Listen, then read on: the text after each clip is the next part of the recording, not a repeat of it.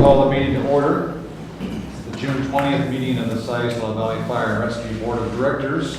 Welcome. Please stand and join me in the Pledge of Allegiance. I pledge allegiance to the flag of the United States of America and to the republic for which it stands, one nation, under God, indivisible, with liberty and justice for all. Please call for roll and establishment of quorum. Director Carnahan? Present. Director Woodbury? Director Green? Here. Director Phillips? And Director Hickson? Here. Okay. Okay, quorum is present. Thank you. Well, let's get off here with the review of the minutes. The board had a chance to review the minutes of the May 16th meeting. Any questions? And if not, I'd entertain a motion for approval. I'll make a motion to approve. I'll second that. Moved and seconded. Please, if you're in favor, please say aye. Aye. And none opposed. Approved. Thank you. We have a recognition from Pete. Yes. Loa. Firefighter Warren to come up. So, Pete, Loa, Firefighter Warren, a man of many names, has recently attained his EMT certification. He went through this, it was the winter course we did. They worked very hard, and I think what is noteworthy is he did this on top of working full-time as our recruitment and retention coordinator. So he worked really hard, and I didn't hear one peep out of him.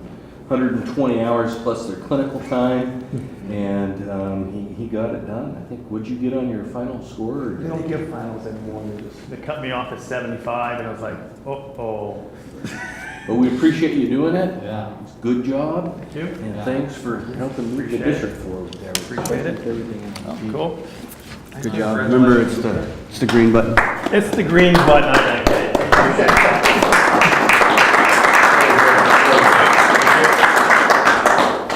Great work.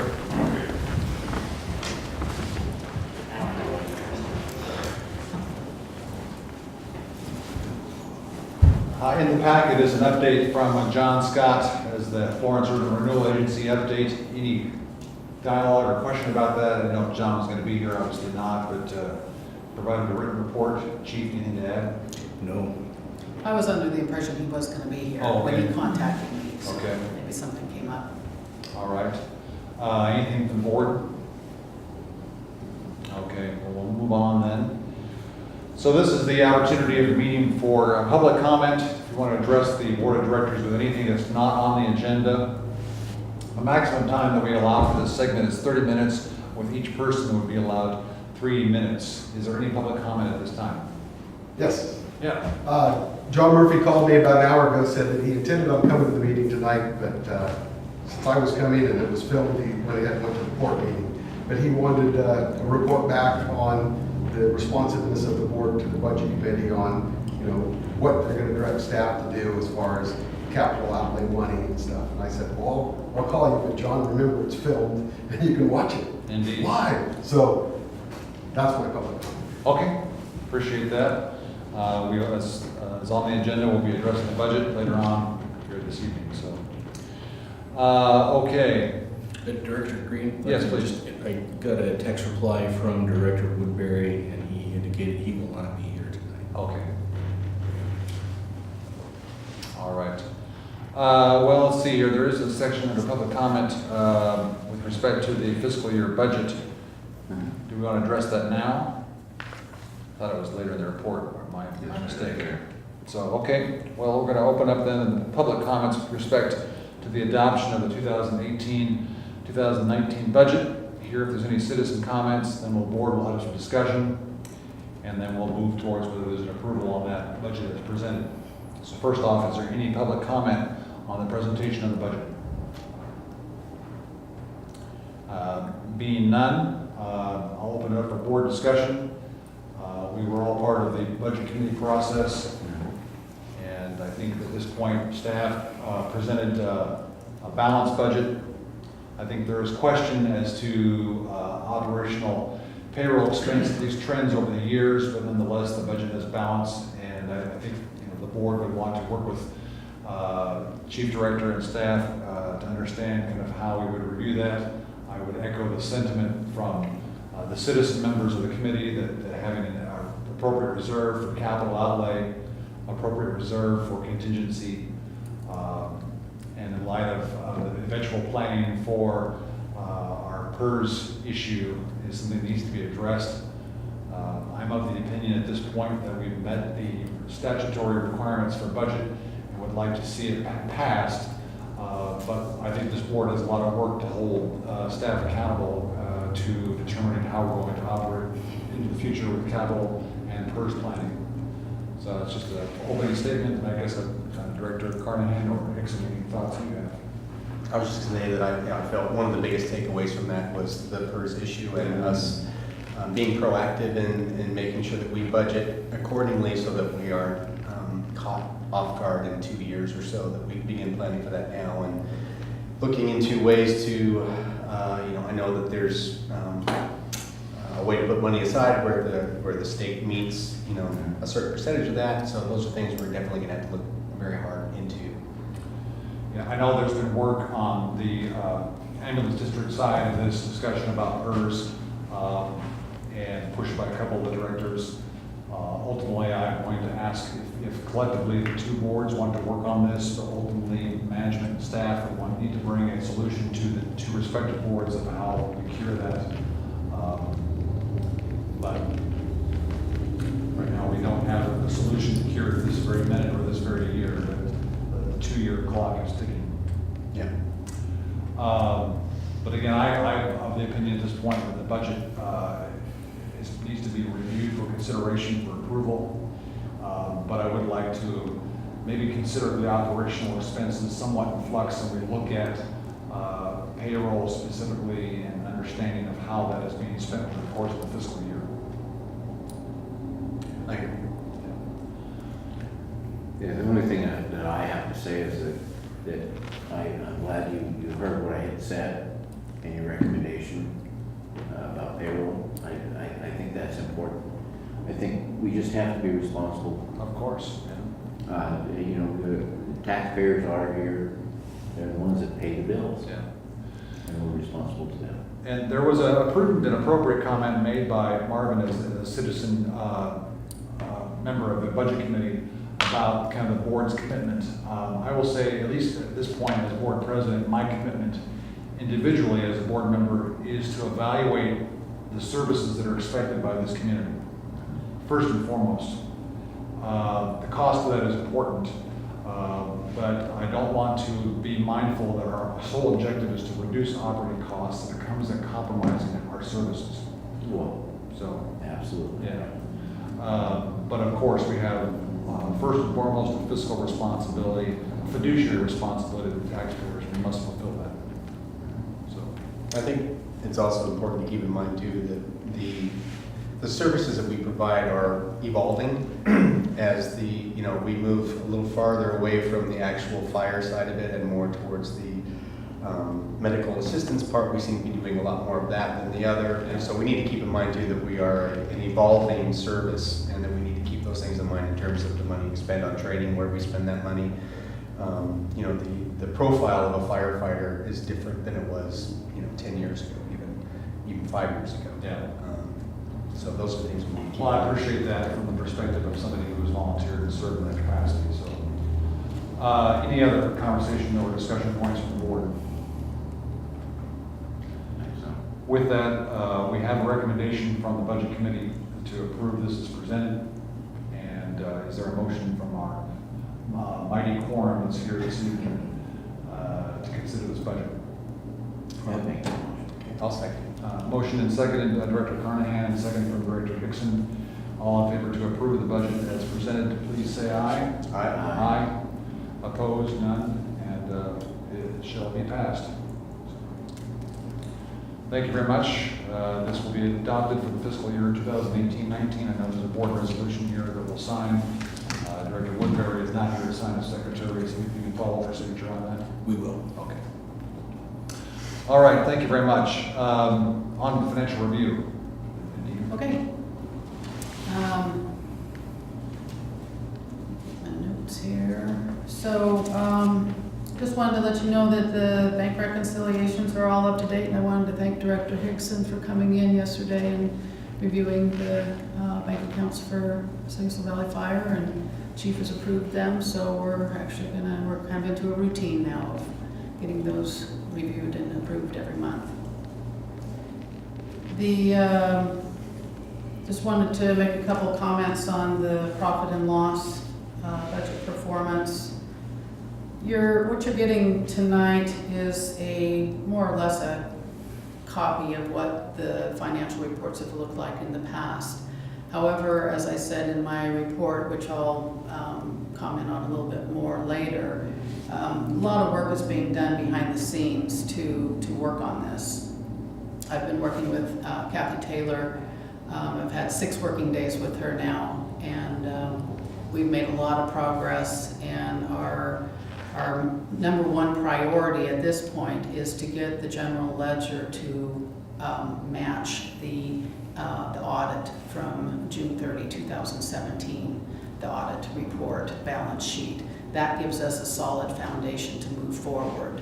And she has some real good ideas on improvements we can make, but the focus right now is to make sure we get things in order according to the audit, and then start developing a chart of accounts for both districts that are similar. And next month, I hope to provide you with revised profit and loss to finish out the fiscal year and have corrected numbers on there, and a balance sheet.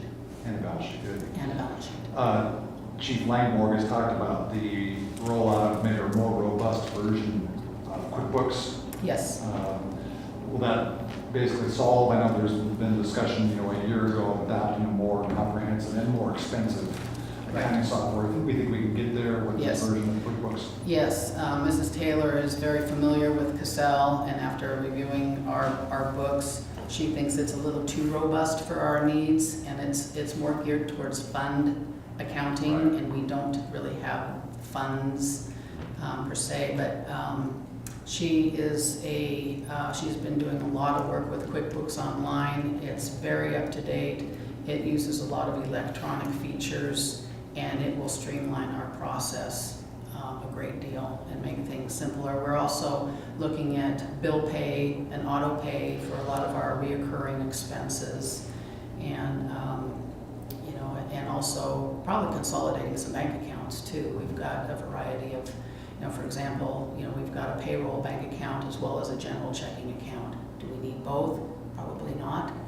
As long as they're, it's maintained and watched and reconciled. Yeah, there are some advantages to do that, but I honestly, with the knowledge I have of your bank statements, I'm not sure that there is one added both accounts. So, I would just ask too that we get to the point of presenting an ongoing balance sheet to the board, that we clearly differentiate operating cash and reserve cash, whether it be capital reserve or any other reserve. So it's just not one lump sum number. I think there was a point of contention during the budget committee discussions of not knowing exactly how much was set aside and what is on the month end on hand for capital purchases. Right. Yeah. A couple other things I wanted to mention on the profit and loss. We did get some money in for the seismic grant of $114,000. And we also, this month, which you will see on next month's reports, we got $84,000 more for the seismic, and we did get $59,000 for the SAFER grant. So money is coming in from these reimbursements requests. Good. One of the things that was noticed in my work with Kathy was the budget amounts that are on the profit and loss in front of you. The annual budget that was put in has a few numbers that are not correct. And for example, I would like halfway down page 1, you will see at the end of the income column for the gross profit is what the line item is. You have a $3,000,000 8,000 number that actually, the adopted budget for 17-18 was 3.6 million.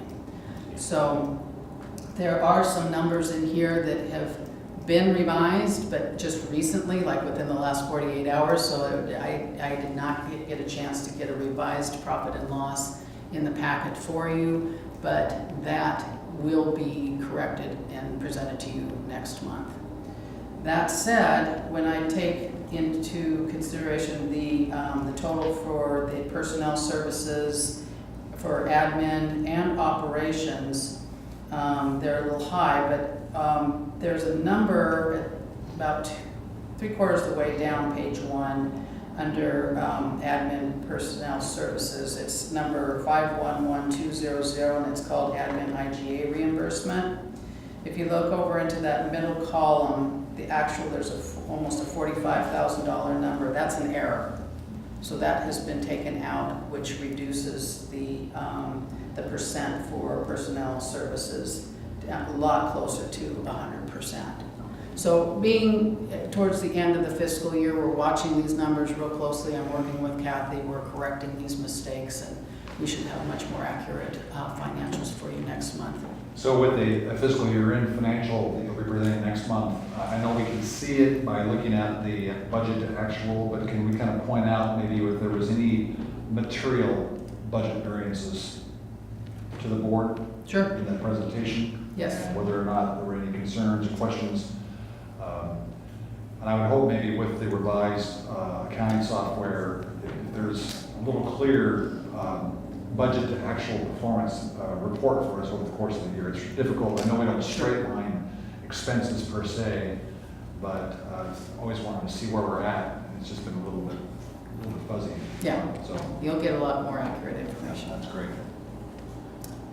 That's pretty much all I said. I'll be talking a little bit more about Kathy's recommendation a little bit later in my office manager report. Okay. Are there any questions about the profit and loss or the other reports? Well, I appreciate the work that you and that she's doing and all the staff to get us where we need to be. So thank you. You're welcome. Come a long way. Yeah. I just have a question about the bills. About The bills. I noticed Lane Council of Government, we paid them twice during this month. Once on the 3rd and once on 18th or something like that. Lane Council of Governments, is that 2 different bills we've got? I don't have that right in front. Let me look at that. One was for $5,300 and the other was for 20-something, 2,000 something. It was on the 15th for $2,500. It would, About that? I don't have it in front of me, but it would be my guess that they came in separate bills because as they cut checks, and Dina, you know this better than I do, but they cut them at different times during the month. So, and it's not uncommon for LCOG, who is our IT provider, Right. they have had a tendency, although they're getting better, but to sit on bills for a while before they send them out, so we will get a number of invoices, so. Okay, all right. I saw it twice and I just was curious if what was going on with that. I'll make a note of it and take a look. Yeah, no, that's fine. You don't have to do a lot of research, but I know that there are ITAC and I just saw 2 separate bills. What you will see in the future when we enter into the service agreement with them, it's a flat fee. Right. And right now, it's piecemealed, so we were not able to enter into that last year, but this year we will. So I believe it's, I think off the top of my head, it's about $1,500 a month, and so that we won't see any of these other expenses. Okay. Thank you. Other questions on financials? With that, the financial statements do show that there were $290,579.36 expenses and appropriate transfers the month that the board needs to ratify. Is there a motion to approve the? I just have- Oh, please, sorry. LEHR, is that health insurance? What, say that again? It's LEHR, it's on 24th, it's 26204. for $17,963. Yeah. That is the upfitting of the duty chief vehicle for the topper lights. Oh, and signs. okay. So that's from sale? It is. Okay. All right, perfect. I didn't know what those initials stood for. They changed their name. They went to a corporate company instead of Auto Additions. Okay, thank you. I would make that. We have a motion? Sorry. No, no problem, thank you. I'll second. First and second, all in favor, please say aye. Aye. All right, approved, thank you. On the old business, wage increase discussion, I think from prior meeting, let's defer to Chief on that. So we presented to you last month that our comparables showed that our operations chief was behind in their comparables, so made a recommendation to get him closer to his comparables. The discussion at the time with the board was that it was a large jump, and the recommendation was to come back and do a multi-year program where we get him closer to the comparable. So what you will see at the bottom of the first page there is a 4-year equal increase of $3,239 per year, getting him up to, and in all honesty, getting him up to what is considered what is below a comparable. The other thing that got lost last month, and I wanted to make sure that it didn't get lost this month, is that we also made the recommendation to increase the CST coordinator's wage by $2 an hour. She works 5 hours it's 5 hours a week or something, so it's pretty minimal. But just to recognize the contributions that she's making. The other thing I'll throw in here at this time is that when Director Phillips called me on the phone to advise me he would not be here, he discussed a couple of agenda items, this being one of them, and saying that he was in favor of both of those. And I also apologize. He said he was also wanted me to pass along that he had no issues with the budget either. So with that, staff is requesting your approval to move forward on these recommendations.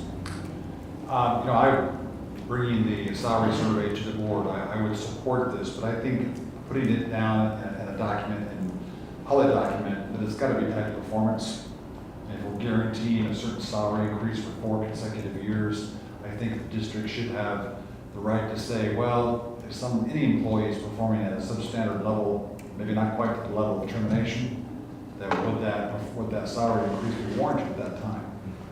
So I think that should be the discretion of the chief director, but should be tied to performance. We do that with our step increases, and that's a great point. What we could do is we could actually, I guess, make these step increases.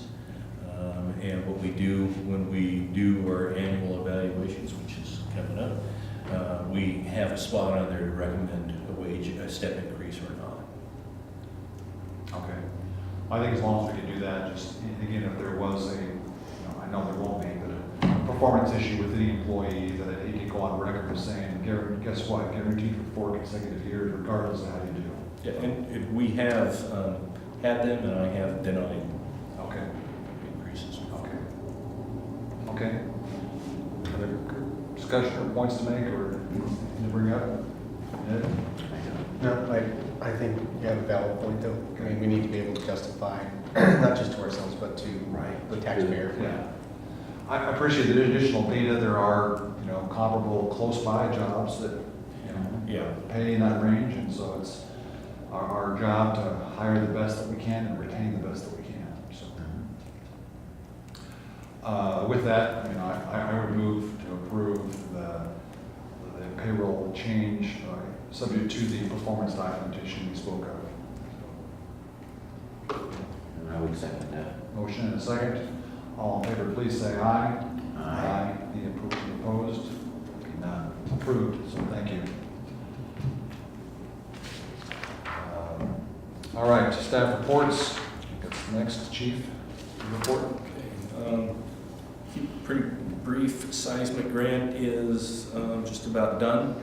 The biggest thing that's going to happen right now is they discovered after the fact at Station 4 that there was the potential for liquefaction out there being on the dunes. So they have brought in, or they had brought in an engineer, and they're now going to be securing the slab that it sits on with these ramjack spikes. It's pretty interesting. So that's the only thing on the fire district side that is remaining. We've closed out most of the other things. I think all the other stations have had their final with the respective inspector. Jim, just a question, maybe just more of an inquiry. Do those jacks actually work if there's liquefaction? Well, what they do is they drive it down. My understanding, Jim knows this better than I do. What they do is they drive this down like 60 feet. The helical coils are driven until they have what they call bedrock or stable soil, which would not be affected by that. So it essentially bridges the column and beam together.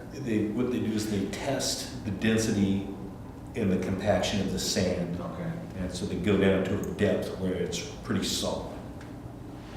So at that depth, even with an earthquake of serious magnitude, The idea is that if there's liquefaction, that although they don't expect it to knock the building down, they don't want the slab to move, because if the slab moves, then we cannot open the garage door. got it, yeah. Just more curious, so. Yeah, just a point I'm gonna make is, you know, the North Fork Bridge on 126, they couldn't find solid. They went down to the point where it would support the structure, but there was nothing solid that they had. So you're saying when the big one comes, we're all toast? Don't cross the bridge. Well, we've had lots of discussions about this. Yeah. There was geotechnical testing done, and they did find solid rock at 62 feet 8 inches. 62 feet. 62 feet 8 inches. All right. Well, good to know it's achievable. Anyway, thank you, just curious. That's good to know, yeah. AFG grant, with the hose grant, hoses all been delivered. Chief Dickerson will discuss that a little bit more. We are working with the Florence Police Department on National Night Out, so they're working on a thing at Miller Park, and we want to be a part of that. Our two firefighters, or our captain and our firefighter up at the Washington State Fire Training Academy, are doing good. We've got a report back this week that firefighter Roscoe had gotten a 99 on his test, so he's doing well. He's assimilating better the lifestyle. Chief Dickerson also made a visit up there, and I'm sure he'll discuss that. And then, as you mentioned during the budget discussion regarding the PERS, I have been in touch with a few individuals, and I'm working on getting them to commit to some possible dates in the fall where we can have a workshop with both boards so that we can get more educated and discuss our options on that matter. So with that, are there any questions for me? No questions, but I would say, sorry, Tony's not here, but you guys did a great job presenting a Rotary this week. So I know the club really appreciate that. Very good. And for Director Hickson and Carnahan, we did a presentation where we had a firefighter discuss their experience in the California fires when we tied it in with the local threat and some of the things that we're working on in the strategic plan. Look at the topography of, it was the Sonoma and Southern Oregon coast and Florence, and very similar and very frightening to consider. There is one thing that's really scary is that I've noticed the gorse is spreading. We've got a lot of gorse north of us, right below South View. I mean, there's a lot of gorse, and out on anyhow. The point is that burns extremely fast and extremely hot. Much more so than the natural vegetation. Anything else for Jim? Okay. Any questions for Chief Director? If not, Operations Division's Chief Report. All right, the report for June, total calls for last month were 62. The total calls that we have for 2018 up to this point are 254 on the books. Just a quick note, I ran the numbers. Last year at this point, we were at 158. That's a 62% increase in call volume, which is exponential. It's, a little over half again, so. Do you think that that's because we're running more medical calls? If I look at the numbers, we've actually run more fires Okay. historically this year than we have in the past 3 to 5.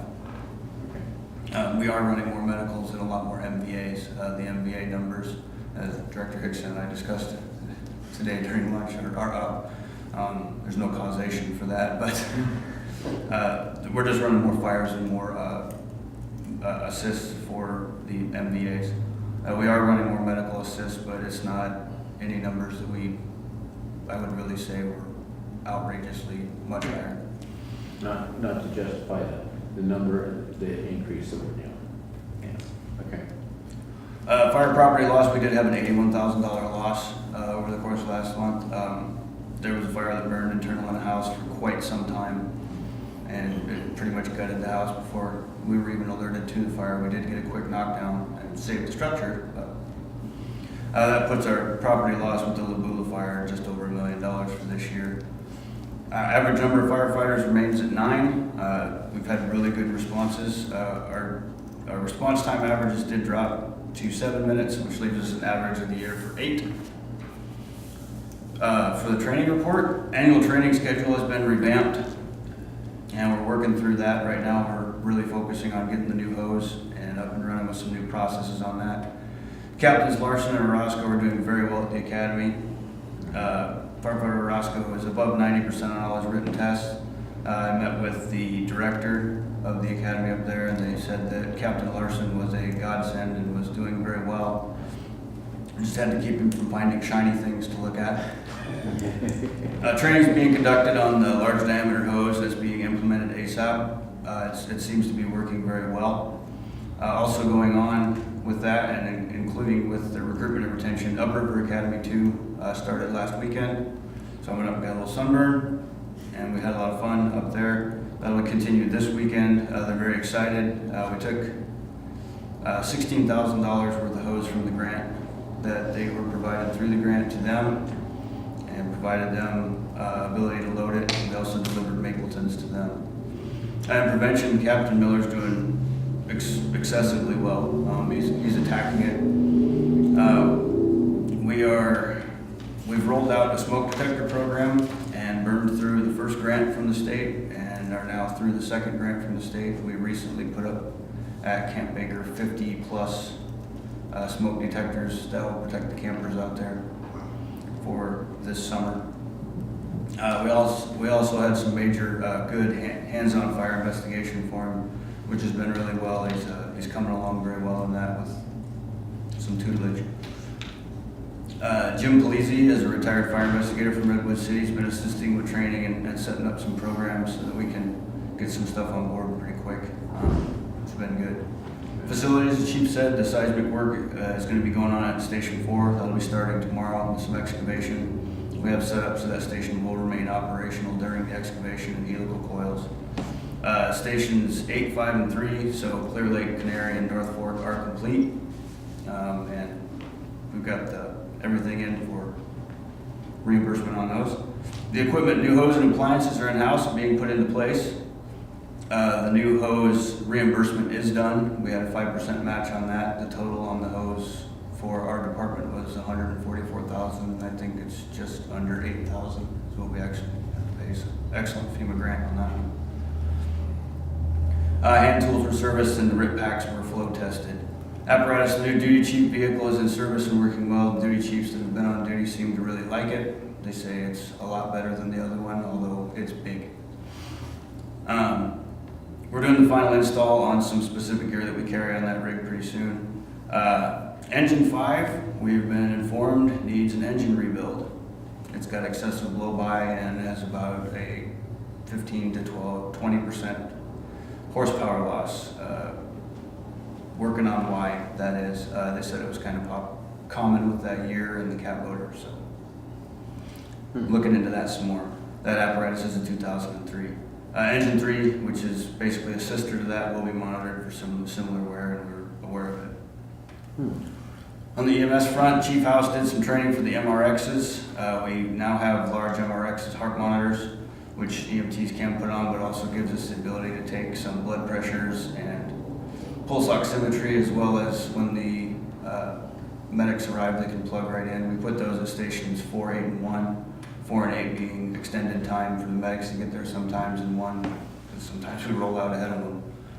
Those will be really good for that. We're doing another EMR class coming up in October, and I'm working with Chief House and the college to do another EMT class in January. And that'll be held here.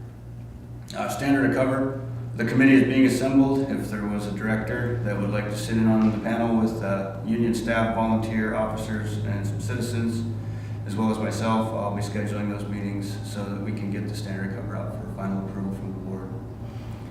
Also included were compensation report and some of the staff reports underneath me. Are there any questions? I have a question that you know, we're talking about justifying our budget expense. Maybe as Director Hickson said, that our operational has changed over the years.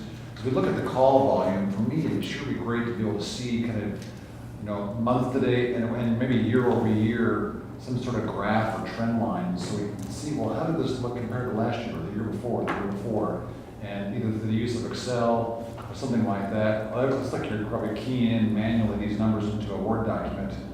I'm guessing. I use the state software that's provided for free, and there's reporting software. I just transfer these numbers over. Yeah, if there are questions of fire calls or emergency calls or motor vehicle accidents, so we can see this is what we're doing year over year. I think it'd be interesting for us. Like if you had a graph, you mean, Yeah. different colors, red for NBA, green for And fire. you can even do it with multiple years, so we can see, you know, this fiscal year compared to the prior year, or maybe 3-year horizon. Just a suggestion as we start looking at how the district is evolving and changing, and if there is cost associated with that, maybe we can feel better about understanding that a little bit. And these two guys have more knowledge than me, obviously. You know, I look at this and like, I wasn't a firefighter, so understanding where the money's going and how it's changing, the visual would be helpful. So, Absolutely, I can do that. I teach you how to do that in VFO. If I can just jump in there, we're going to be sending both Chief House and Chief Dickerson to some training in Minnesota for the company that actually produces the software that they're using. And a lot of that training revolves around report building. So the answer to your question is they can probably extract all kinds of data. Yeah. I think it'd be really useful for just the general public too. I think so, too. Visually, in a quick glance, see the trends of the kinds of, you know, things that we're responding to and the changes, and, you know, it makes more sense to them. Yeah, that's a great idea. All right, anything else for Chief Dickerson? Nada, all right. I do have 2 additional things. I probably should have included those as agenda bills, but I included them on my report. I have 2 recommendations for surplus of property. One for Rescue 4, which is a 1988 Ford pickup, a little over 157,000 miles on. Needs a little bit of work. The unit isn't really, if we make the repairs on it, the repairs are more than the unit is worth. The response at that station would typically be better suited from a 1-engine response. It would save the district insurance and fuel costs, as well as we could standardize the response into 1 engine from that station, save some costs that way. I would mention to say that Swiss Home Deadwood is replacing a lot of their equipment, and we are starting to use them more, as well as go there ourselves for mutual aid. It would be a good response vehicle for them compared to their 1968 that they're running out of one of their stations. It would allow them to have an MVA unit, which they don't currently have. Option 2 would be to sell that vehicle after removing all the lettering from it. I'm not sure what we would get out of it. Not much. I think the value of the relationship that we'd be building with our mutual aid, you know, responders would be worth more than the value we would get out of actually selling the vehicle to somebody who's not involved in that. I mean, to me, that's my personal feeling on it. I think the goodwill of that would go much farther than actual dollars that we might get from somebody. driven this vehicle years ago. They're not getting anything. They're getting a response rate that they could probably get here and there, but the service box is probably the most expensive thing on it. But it is an extended cab four-wheel drive, 3/4 ton, I believe. Yep. And your value of it is wouldn't matter. But I do want to say something about, the taxpayers paid for that at one point of our district. We have to be very careful about where it goes. But I would be in favor of your recommendation on that. Okay. Is that a motion to approve? I would be a motion to approve to send the 1988 Ford Rescue 4 River and turn title over to them. Okay.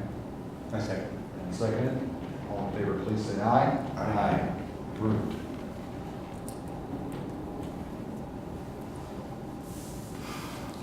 The other item is water tender 8. It is a 1981 GMC. It was a custom-built vehicle by members of this department. It was really very well done.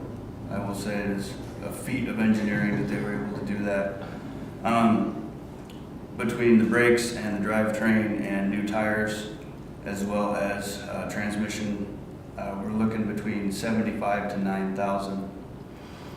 Value of that unit in pristine working condition, ready to run down the road, is $15,000 to $18,000.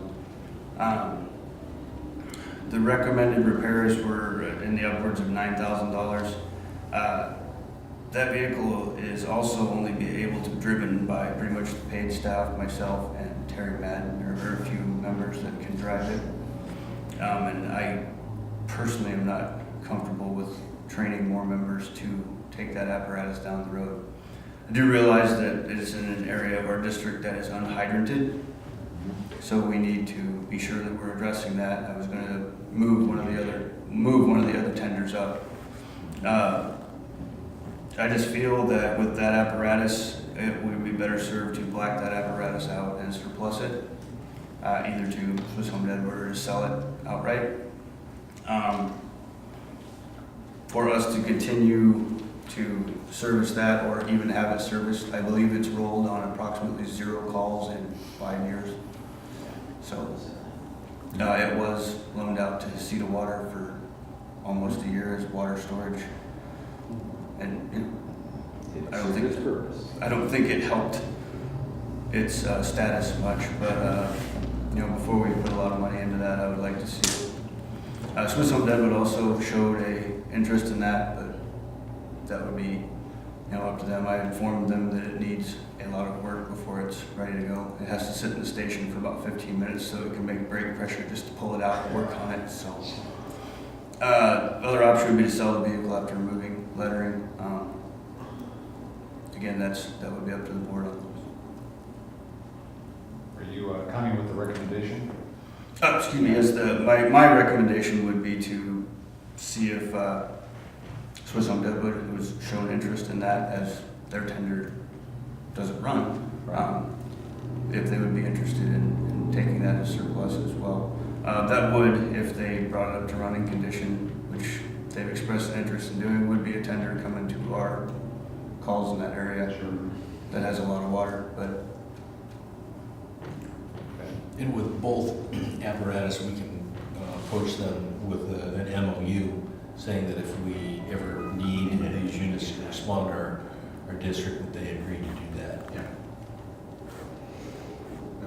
I feel the same way about that as I did the other. I think it's mutually beneficial. I mean, not only for the people in that area, but for us as a whole.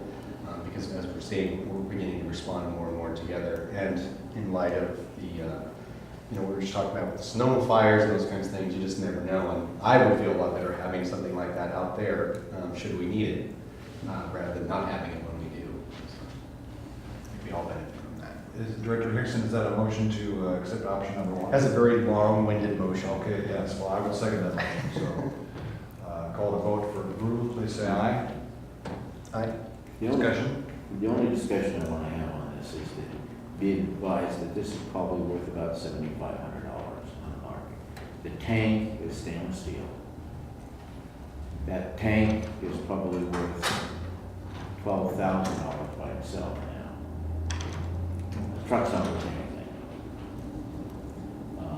And if you were to take it to a logger, probably buy it for $7,500 to $10,000. I just want you to be aware of that. That's all.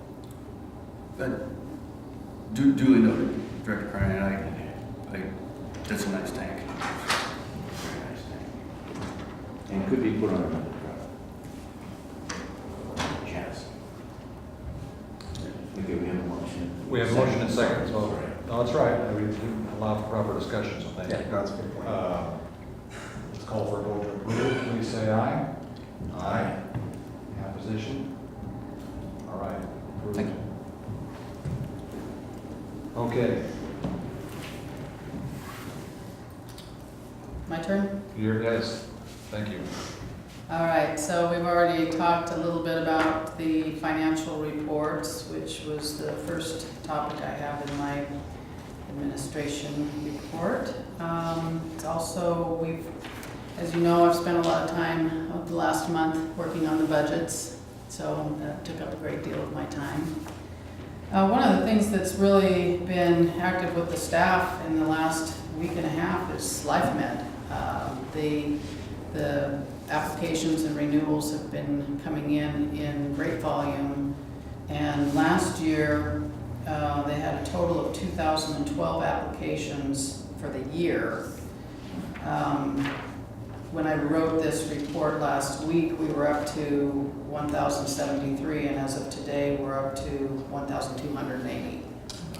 So the staff's been working real hard to get everything processed and put into the system and the checks to the bank. So I just kind of want to thank the staff for working real hard on that.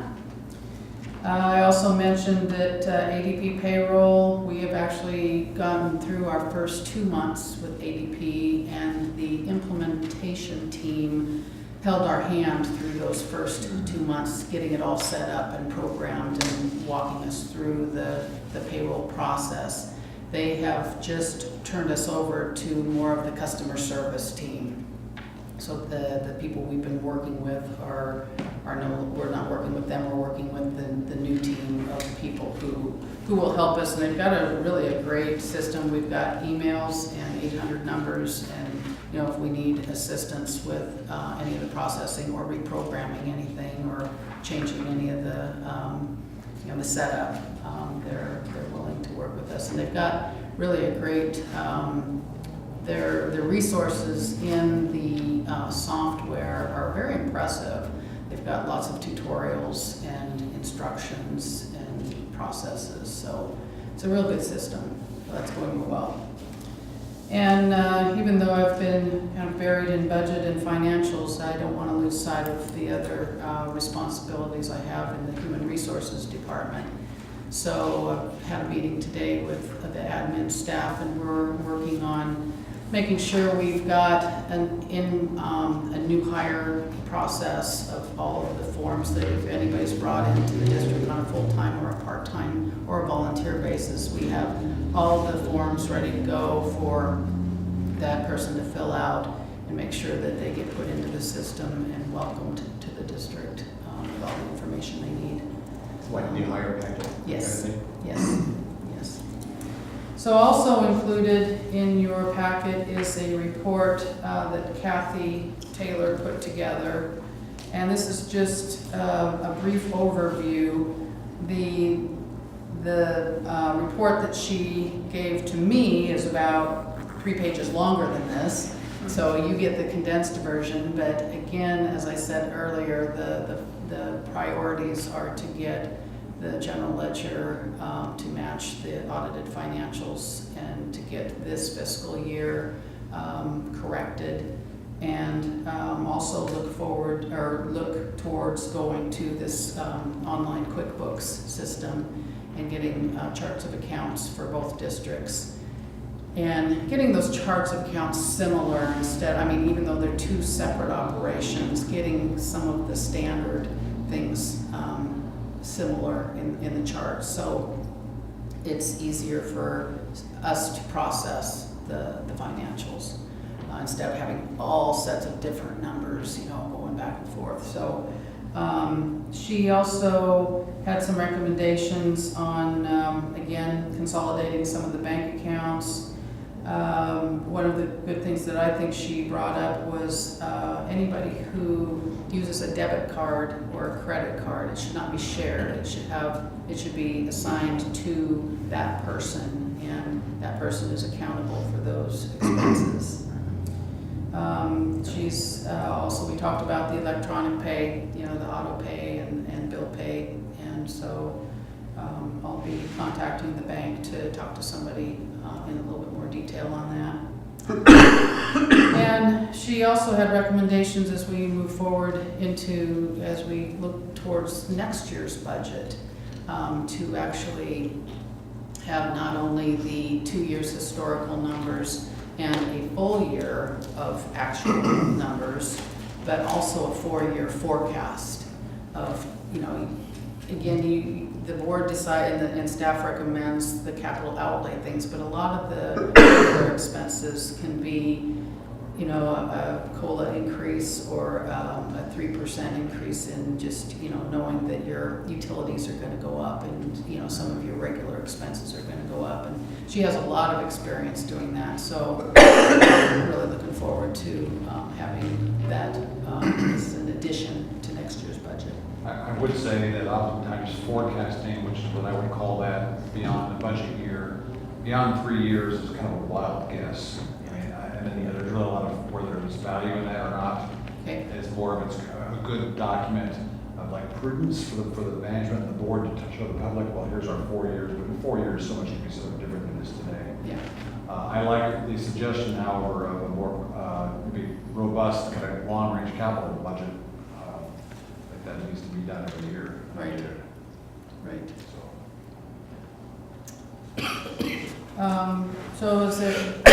Do you have any questions for me or comments on Kathy's recommendations? You know, I think that was time and money well spent. We needed to get our hands around the dollars in both districts. Right. Accounting, so. And she thinks that she can finish the majority of the work that we have lined out for her in the amount that we set aside. And then she is happy to, she does this for many of her other clients. She comes back on a quarterly basis for a quick visit, just to answer questions, take a look, be a third-party review. And so we're going to consider doing that. She's great to work with, and she's helped me a lot. For an additional fee, I presume. Yes. Good. Well, good updates. Anything from the board? Dina? Okay, well, we'll move on then. Thank you very much. I don't think there actually isn't anything on new business. So I would say under director comments, I mentioned this briefly at the last meeting, and Western Wayne Ambulance Board is a meeting or two ahead of us. But they have formally appointed 2 members of their board to sit on this board, combined board IGA review committee. And from the ambulance district, I believe it's going to be Director Farnsworth and Director Yesney. And given them, based on the small but mighty quorum that's here tonight, and knowing your day job responsibilities, I'd like to appoint Director Hickson and myself, unless there's a desire for anybody else to serve, to join that committee from WeLab, make a 4-person. They would not have any authority, but this is the IGA review. Bring back the recommendations to the 2 boards individually, or perhaps for some joint board discussion. I think that's a good idea. Okay. I spoke in advance of this meeting, so Ned's not surprised. Yeah, I did. I'm like, What the heck? So we'll formally appoint myself and Director Hickson to join the 2 directors from Western Lane. And I'll speak to that about when we're going to get together first. Okay. would you like staff to help coordinate that, or do you want to handle that? Well, I think at least the timing, I still have questions honestly as to if we need a charter for this group, what the heck are we going to do? Let's use our time wisely and have a purpose. I think we've talked about that, but I'd like to see it documented as to what we're going to do. Yeah. So, but yeah, if you don't mind, I'll reach out to Virgin Destiny and Farnsworth and then as well. So. And any suggestions you have, John, I mean, because you know, been part of that before, and you can give Yeah, I us was on it before. some directions to what worked and what didn't work and what we could do better. Well, I think like everything else, this is a public meeting. Yeah. So I think we're going to attend. So with that, anything else that's not on the agenda from No. the two of you? Okay. Well, with that said then, there's some nice correspondence in there for our review. We do have our next scheduled meeting Wednesday, July 18th, here at 6 p.m. And I would ask Director Langborg, is there any, Chief Langborg, it's been a long day. Any reason for executive session? Yes, there is. Okay. Yes, Speaking of long days. It's Chief, Midget Green. Well, very good then. As defined under Oregon Statute 192.660, Sections 2D, we'll conduct an executive session. At this point, all public will be excused, and media as well.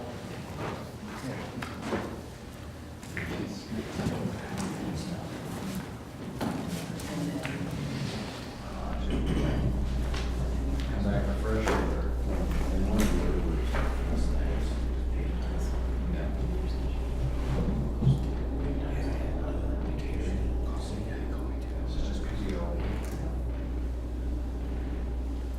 Okay, well, we will resume the public meeting, and how do we want to throw this out?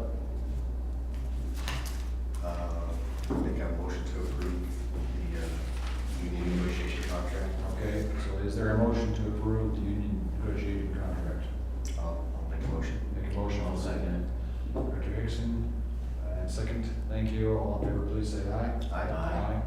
Approved. Okay, well, that concludes the agenda then. We will be